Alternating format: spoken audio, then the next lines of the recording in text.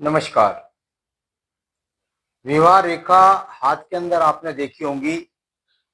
बुध पर्वत पर हस्तरेखा के उभय पृष्ठ से निकल कर के जो सामने की तरफ रेखाएं आती हैं, उन रेखाओं को बोलते हैं विवाह रेखा। एक विवाह रेखा, दो विवाह रेखा, बहु विवाह रेखा देखने में आती हैं। उनका किस प्रकार से फल समझना चाहिए, ये मैं आपको बता रहा हूं। यदि किसी व्यक्ति के हाथ के अंदर एक विवाह रेखा है तो यह इस बात का उद्घोषक है कि इनका विवाह होगा। केवल कभी कभी ये विवाह होने रेखा के बाद भी आपका विवाह नहीं होता है तो उसके कारण बृहस्पति पर्वत या अन्य पर्वतों को देखकर बताया जाता है।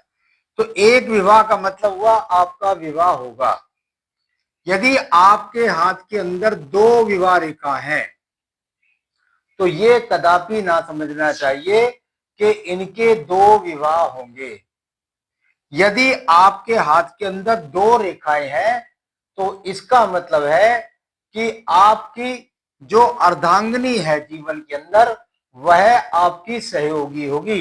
यानी आप भी कमाने वाले होंगे, वह भी कमाने वाली होगी। यदि वह कमाने वाली नहीं होगी तो घर के अंदर उसकी साझेदारी इस प्रकार से बराबर होगी कि वह अपने घर को संतुलन करके इस प्रकार से चलती है कि अपने पति की जो इनकम है उसको बिल्कुल व्यवस्था से चला करके घर को संपन्न तरीके से चलाती है। तीन रेखाएं भी यहां पर देखने में आती हैं। यदि यहां पर तीन रेखाएं हैं तो इसका मतलब ये समझना चाहिए कि इस व्यक्ति के जीवन के अंतर्गत ये तीन रेखाएं, अर्थात इस व्यक्ति का जीवन के अंदर एक बार कहीं ना कहीं विवाह का रिश्ता चला और वह विवाह निरस्त होने के बाद, टूट जाने के बाद तब उनका विवाह हुआ। तो तीन रेखा से एक रेखा को जानना चाहिए। यदि आपके अंदर 4, 5, 6, 7, 8 रेखा है तो ये आपके जीवन के अंदर विवाह बाधा के लिए जानी जाती है।